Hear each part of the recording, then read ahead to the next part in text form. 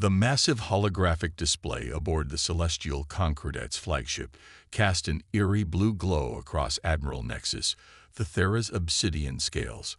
Her compound eyes reflected the image of Earth, a seemingly unremarkable planet on the outer rim of the Orion Arm. Yet something about this world had drawn her attention for months. "Another primitive civilization," remarked first speaker Zilax, his crystalline form shimmering with barely contained disdain. "Their electromagnetic emissions suggest they've barely mastered basic spaceflight." Admiral Vithera's antenna twitched, a gesture of disagreement her species had evolved over millennia of diplomatic service. "There's something different about these humans," first speaker. "Their development curve is unusual." The celestial Concordat had encountered thousands of emerging civilizations over its 50,000-year history. Most followed predictable patterns of technological advancement. But humanity had progressed from their first powered flight to rudimentary space travel in less than a century, a pace that defied conventional models. "Different or not, protocol demands we make contact," Zilax declared. "They've detected our presence despite our cloaking systems. Quite impressive for their level of technology." Vithera knew the detection had been deliberate, a calculated move to force humanity's hand. The Concordat's policy was clear. Any civilization capable of detecting their ships must be brought into the fold, whether they wished it or not. Within hours, the Concordat's diplomatic vessel descended through Earth's atmosphere, landing on the manicured lawn of the United Nations headquarters in New York. The arrival was orchestrated for maximum impact: sleek crystalline ships, advanced technology on display, a show of overwhelming superiority. Director Elizabeth Chen watched the aliens disembark from her office in the Pentagon's subterranean levels, her expression carefully neutral. Around her, dozens of analysts and military personnel maintained the elaborate charade of a primitive civilization experiencing first contact. "Status of Operation Looking Glass?" she asked quietly. Colonel Marcus Santos, her chief of operations, responded without looking up from his quantum-encrypted tablet. "All systems nominal, Director. Our true capabilities remain hidden. The Concordat scans are seeing exactly what we want them to see." For 30 years, humanity had prepared for this moment. When their quantum sensors first detected the Concordat scout ships at the edge of the solar system, Earth's hidden council of leaders had made a fateful decision. Rather than reveal their true level of advancement, they would play the role of an emerging civilization. The deception was total. Vast underground cities, advanced manufacturing facilities, and military installations lay concealed beneath quantum camouflage fields. The primitive rockets and satellites visible to alien sensors were merely props in an elaborate performance. On the surface, humanity appeared to be taking its first stumbling steps into space. In reality, their quantum drives had already carried them to the edges of the galaxy and back. Their apparent struggles with fusion power masked antimatter reactors that could power entire continents, and their seemingly basic artificial intelligence programs concealed quantum consciousness engines that rivaled the processing power of entire civilizations.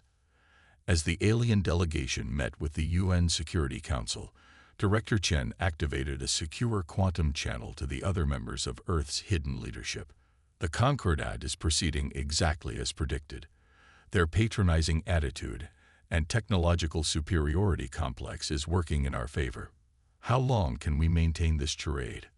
asked the Chinese premier, his holographic form flickering slightly. "As long as necessary," Chen replied. "Every day we spend playing the primitive species is another day to analyze their technology, understand their weaknesses, and prepare our response should they prove hostile." The aliens were offering what they considered magnificent gifts: fusion power, basic faster-than-light travel, and membership in their Concordat. Meanwhile, humanity's quantum probes were already mapping the alien civilization's critical infrastructure, analyzing their defense systems, and identifying potential allies among other subjugated species. "Their arrogance is their greatest weakness," Santos observed. They're so convinced of their superiority that they never consider the possibility that we might be more advanced than we appear. Director Chen nodded, watching as the alien delegation demonstrated their advanced technology to wide-eyed human leaders. Humanity has learned the hard way that revealing your true strength too early can be fatal. Let them think us children for now. When the time comes to show our true faces, they'll understand exactly who they're dealing with. In orbit, Admiral Vithera continued to study Earth with growing unease. Something about the humans' reactions seemed rehearsed. Their wonder at Concordat technology appeared almost theatrical. But surely no primitive species could maintain such an elaborate deception. She pushed the thought aside. After all, the Concordat was the most advanced civilization in known space. What could they possibly have to fear from a species that hadn't even mastered basic gravitational manipulation? Deep beneath the Pacific Ocean, in a quantum-shielded facility that didn't officially exist, humanity's real fleet waited in silence. Thousands of ships incorporating technologies that would shatter the Concordat's understanding of physics. When the time came to reveal the truth, the galaxy would learn that humanity's greatest weapon wasn't their technology. It was their ability to hide it. The quantum alert came at 300 hours Earth Standard Time. In her private quarters beneath Mount Cheyenne, Director Chen was instantly awake, her neural implant already processing the incoming data stream. The Concordat had detected an anomaly. A brief flicker in the quantum camouflage protecting one of humanity's hidden shipyards on Mars. How bad? She sub-vocalized, connecting to the secure command network. Colonel Santos' response was immediate. Bad enough. Their deep space sensors picked up a quantum variance consistent with advanced void shield technology. They're dispatching an investigation fleet. For 6 months, humanity had maintained their elaborate deception, playing the role of an emerging civilization eager to learn from their benefactors. The Concordat had established embassies, begun technological assistance programs, and treated Earth as their newest protectorate, all according to plan. Until now. Time to intercept, Chen asked, already knowing the answer wouldn't be good. 12 hours. Their faster-than-light drives are more efficient than we anticipated. We need to make a decision, Director. Chen activated the emergency protocols, connecting to Earth's hidden council. Within seconds, holographic representations of world leaders materialized in her office. None showed signs of sleep, their neural enhancements keeping them as alert as she was. Ladies and gentlemen, Chen began, Operation Looking Glass has been compromised. We have 12 hours before the Concordat discovers our true capabilities. We need to decide. Do we maintain the deception and risk open conflict, or do we reveal ourselves on our own terms? The Russian president spoke first, his avatar flickering with barely contained energy. We've acquired enough intelligence on their capabilities. I say we strike first, show them our true strength before they can organize a response. Premature aggression could unite the Concordat against us, countered the Indian Prime Minister. Many of their member species are already sympathetic to Earth. We could use this as an opportunity for diplomatic leverage. The debate raged for precious minutes before the Chinese premier raised his hand for silence. Director Chen, what does our strategic analysis suggest? Chen gestured, bringing up a holographic display of probability matrices generated by Earth's quantum consciousness engines. Analysis suggests a 78% probability that any attempt to maintain our deception will fail catastrophically. However, a carefully orchestrated revelation of our true capabilities has a 64% chance of forcing the Concordat to negotiate rather than risk open conflict. The UN Secretary-General nodded slowly. Then we reveal ourselves, but we do it in a way that demonstrates both our strength and our restraint. We are not aggressors, but neither will we be subjugated. The vote was unanimous. Operation Shadow would commence immediately. In orbit around Mars, the Concordat investigation fleet emerged from faster-than-light travel in perfect formation. Admiral Vithera stood on her command deck, watching as her ships moved to scan the red planet's surface. Admiral, Her sensor officer called out, "We're detecting unusual energy readings from the planet's southern hemisphere. They're similar to the anomaly, but much stronger." Before Vithera could respond, space itself seemed to ripple. The quantum camouflage fields protecting humanity's true infrastructure began to dissolve, revealing what lay beneath. Massive shipyards stretched across Mars' surface, housing vessels that dwarfed the Concordat's largest ships. Advanced defense platforms emerged from hiding, their weapons powered but not targeting the alien fleet. By the first light, Vithera whispered, her scales shifting to a pale shade of shock. "How long have they hidden this from us?" Transmission cut through the stunned silence, displaying Director Chen's image on the command deck's main screen. She stood in what was clearly an advanced command center, nothing like the primitive facilities the Concordat had been shown. "Admiral Vithera," Chen began, her voice calm but carrying unmistakable authority. "What you're seeing is a small fraction of Earth's true capabilities. For months, we've maintained the pretense of being an emerging civilization while studying your Concordat. Not out of malice, but out of prudence born from our own history." Chen's image was replaced by a tactical display showing hundreds of human ships decloaking throughout the solar system. Each vessel incorporated technologies that the Concordat had thought impossible or theoretical. Quantum drives, consciousness-guided AI, weapons that could manipulate the fabric of space-time itself. "We chose to hide our true nature because we needed to understand yours," Chen continued. "Humanity has learned through bitter experience that technological superiority doesn't always equate to moral superiority. We needed to know if the Concordat would treat an inferior species with respect or contempt." Vithera's antennae drooped as she realized the implications. Every patronizing gesture, every dismissive comment, every instance of technological gatekeeping had been noted and analyzed. The humans hadn't been learning from the Concordat. They had been judging them. "The deception ends today," Chen declared. "Earth is willing to join your Concordat, but as equals, not subordinates.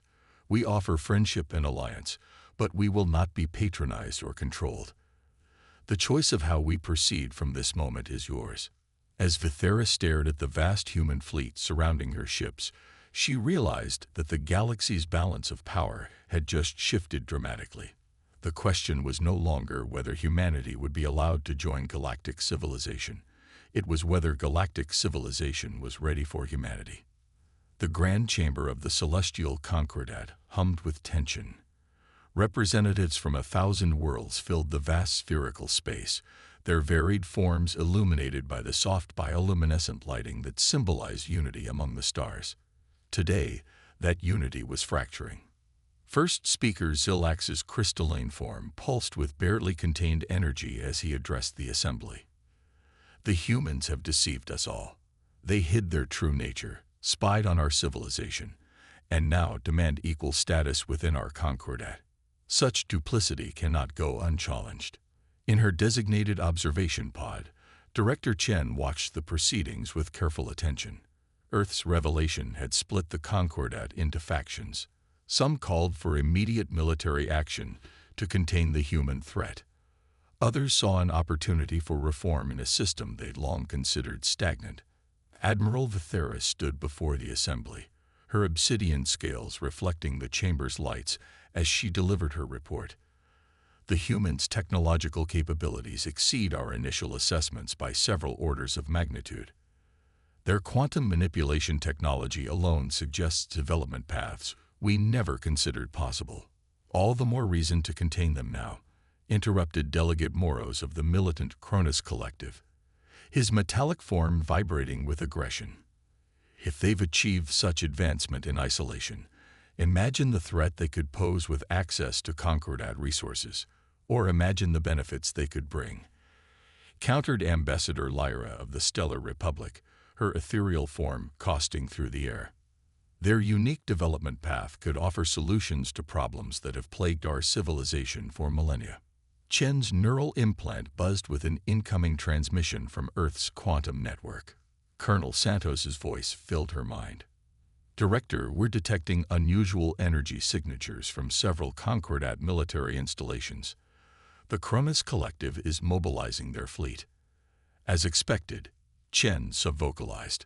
Implement Protocol Omega and contact our allies. Throughout the chamber, subtle signals passed between various representatives. The humans hadn't been idle during their months of deception. They'd identified sympathetic species within the Concordat, those who'd grown weary of the old order's rigid hierarchy and technological gatekeeping. Ambassador Lyra's voice cut through the growing debate. I move to recognize Earth as a full member of the Concordat, with all rights and privileges thereof. The Stellar Republic stands with humanity. As does the Arthean Dominion, added another voice, followed by similar declarations from a dozen other influential species. Xilax's crystalline form flashed with alarm. The humans had somehow built a coalition right under the Concordat's collective nose. This is unprecedented. They haven't completed the required advancement stages. Your advancement stages, Chen interrupted, speaking for the first time, are arbitrary restrictions designed to maintain the existing power structure. How many species have you kept in technological bondage, doling out advances like treats to obedient pets? The chamber erupted in chaos as centuries of suppressed grievances burst to the surface. Smaller species began voicing their own complaints about the Concordat's guidance programs. The carefully maintained facade of unity crumbled. In orbit around various Concordat worlds, quantum sensors detected the movement of battle fleets. The Cronus Collective and their allies were preparing for military action, believing a show of force would bring the upstart humans and their supporters to heel. They were wrong. As the first Cronus vessels moved to combat positions, they discovered their quantum drives suddenly inoperable. Humanity's hidden fleet hadn't been idle. Microscopic quantum probes had infiltrated key military installations months ago, waiting for this moment. This is not an attack. Chen's voice echoed through every ship and installation affected by the quantum lockdown. This is a demonstration. We could have disabled your weapons, your life support, your entire infrastructure. Instead, we chose restraint. The chamber fell silent as tactical displays showed the extent of human infiltration. They hadn't just hidden their technology. They'd prepared contingencies for every possible scenario. Earth does not seek dominion over the Concordat, Chen continued. We seek partnership, evolution, growth. But we will not allow anyone to force us back into subordination. The old way of doing things, the patronizing guidance, the technological suppression, the artificial hierarchies, ends today. Admiral Vithera stepped forward, her decision made. The Fleet Command supports Earth's admission to the Concordat. Their actions show both capability and restraint, rare qualities in combination. Xilax's form dimmed as he realized the balance of power had shifted irreversibly. The humans hadn't just outmaneuvered them technologically. They'd fundamentally changed the political landscape of the entire Concordat. Perhaps, Ambassador Lyra suggested, her ethereal form growing brighter. It's time to reconstitute the Concordat entirely. Not as a hierarchy of advanced and primitive species, but as a true coalition of equals, each contributing their unique perspectives and innovations. As the chamber buzzed with discussion of this radical proposal, Shan allowed herself a small smile. Humanity had achieved their goal not through force of arms, but through careful strategy and coalition building. The galaxy was changing, and Earth would help guide that change. But in the shadows of deep space, the Cronus Collective's leaders were already planning their response. They would not surrender their privileged position without a fight, even if it meant breaking the Concordat itself. The quantum distortion rippled through space like a stone dropped in still water. In her command center beneath Mount Cheyenne, Director Chen watched as the Cronus Collective's main battle fleet emerged from quantum space. 5,000 ships, each bristling with weapons that could crack planets. They're targeting our allies first, Colonel Santos reported, his neural feed streaming tactical data directly to the command staff's consciousness. The Stellar Republic's outer colonies are under heavy assault. The Arthean Dominion reports similar attacks. Chen's expression hardened. The Cronus Collective had chosen their targets carefully, striking at the most vulnerable members of humanity's coalition. They believed that by breaking Earth's allies, they could isolate and contain the human threat to their power. "Status of Operation Dreamcatcher?" she asked. "Ready for implementation. Our quantum consciousness engines have mapped their battle networks. We can disrupt their command and control systems at your order." Chen shook her head. "Not yet. We need to demonstrate our strength without revealing all our capabilities. Deploy the Aegis fleet." Throughout the solar system, humanity's warships emerged from quantum shadows. Unlike the utilitarian designs of the Concordat, Earth's vessels were elegant syntheses of art and engineering. Their quantum crystalline hulls rippled with patterns that confused both sensors and organic minds, while their consciousness-guided weapons could adapt to any defense. Admiral Vithera, who had chosen to stand with humanity, watched from her new position aboard the Earth flagship Prometheus. "The Cronus fleet's formation is optimal for traditional space combat," she observed. "They expect us to fight according to Concordat doctrine. Then let's disappoint them." Chen replied through the quantum link. "Execute Protocol Sunburst." The human fleet didn't move to engage the Cronus Armada directly. Instead, each ship activated its quantum manifold drive. Space itself seemed to fold and ripple as the fleet executed maneuvers that should have been impossible according to Concordat physics. On the bridge of the Cronus flagship, Supreme Commander Daxus watched in growing alarm as his carefully planned assault fell into chaos. Human vessels appeared inside his formation's defensive screens, their weapons firing with impossible precision. Others seemed to exist in multiple locations simultaneously, confounding his targeting systems. "Impossible," he raged, his metallic form vibrating with fury. "No species can manipulate quantum space to this degree." The answer came not in words but in actions.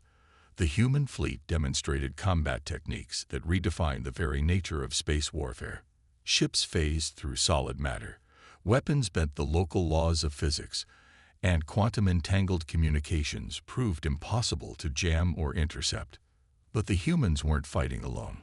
The Stellar Republic's ethereal vessels danced through the chaos, their energy weapons guided by the same quantum consciousness technology Earth had shared with their allies. The Arthean Dominion's biological ships, enhanced with human biotech, demonstrated unprecedented regenerative capabilities. "Your fleet is surrounded, Commander Daxus." Chen's voice echoed through the quantum communications network. "Your ships are damaged. Your formation's broken.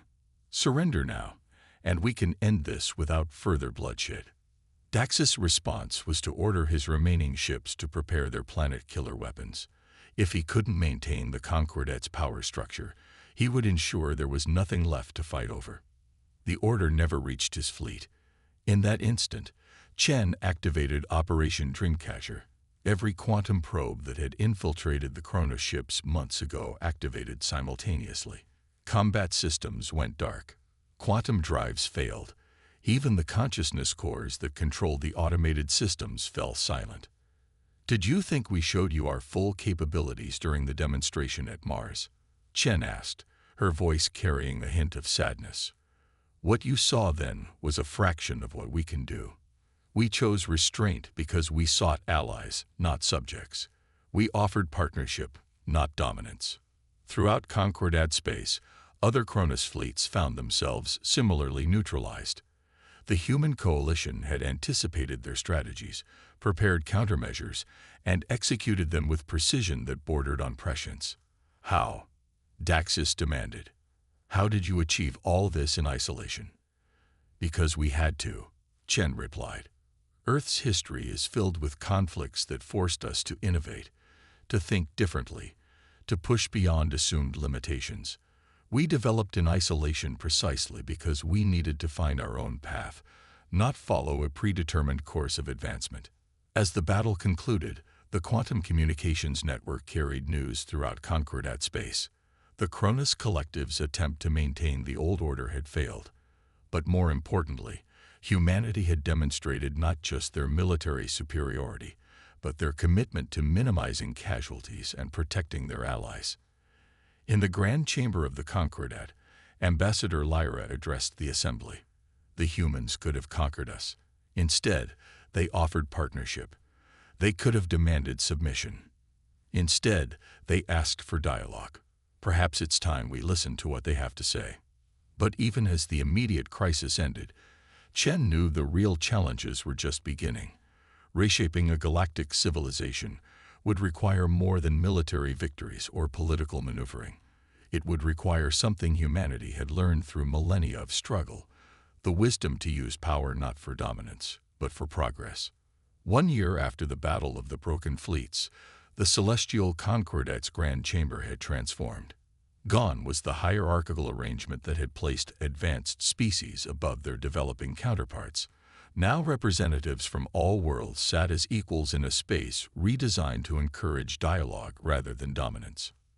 Director Chen stood at the center of the chamber, her neural implants interfacing seamlessly with the quantum projection system that allowed her to address representatives from thousands of worlds simultaneously.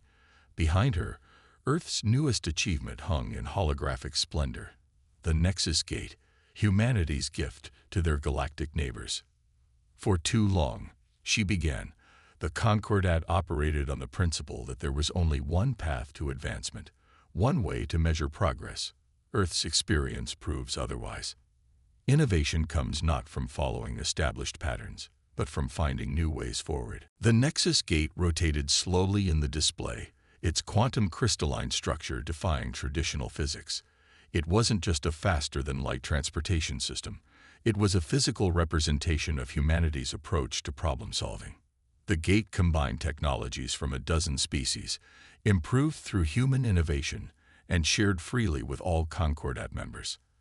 Admiral Vithera, now serving as the head of the reformed Concordat Fleet Command, stepped forward. The integration of human quantum consciousness technology with our existing systems has revolutionized not just space travel, but our understanding of the universe itself. Yet they ask nothing in return except partnership. In the years since the failed Cronus uprising, the galaxy had changed dramatically. Earth's policy of open technological exchange had shattered centuries of artificial advancement restrictions. Species previously held back by the old hierarchy were now contributing their own innovations to a growing pool of shared knowledge. But our greatest achievement, Chen continued, isn't technological. It's philosophical. The new Concordat isn't built on power or control, but on the principle that every species, every civilization, has something unique to offer. The chamber's quantum displays showed images from across Concordat space. The ethereal Stellar Republic had combined their energy manipulation techniques with human quantum technology to create sustainable artificial stars. The Arthean Dominion's biological engineering, enhanced by Earth's advances, was terraforming previously uninhabitable worlds. Even former enemies had found their place in the new order. Many from the Cronus Collective, once they were freed from their leadership's control, proved to be valuable allies in reforming the Concordat's military structure. Their expertise in defensive systems, combined with human innovation, had created a protection network that secured all member worlds equally. Ambassador Lyra, now serving as the head of the newly formed Innovation Exchange, addressed the chamber. A year ago, many feared that humanity's emergence would destabilize the galaxy. Instead, they showed us a better way forward. Not through conquest or control, but through collaboration and shared progress. But it wasn't just about technology or politics. Earth's influence had sparked a cultural renaissance throughout Concordat space. The human concept of art as a means of pushing boundaries and challenging assumptions had inspired countless species to explore their own creative potential. The path forward isn't without challenges, Chen acknowledged. Change never is. But look at what we've accomplished in just 1 year. Imagine what we can achieve in a century or a millennium, working together as true equals. The quantum displays shifted to show the next phase of their shared vision. Massive engineering projects that would reshape entire star systems. Research initiatives that would unlock the fundamental secrets of the universe. cultural exchange programs that would blend the best aspects of thousands of civilizations. In orbit above Earth, Colonel Santos stood on the observation deck of humanity's new headquarters, watching ships from across the galaxy move through the Nexus Gate. Each vessel represented a different species, a different perspective, all contributing to the greater whole. "Did you ever imagine it would turn out like this?" Admiral Vithera asked, joining him at the viewport. Santos smiled.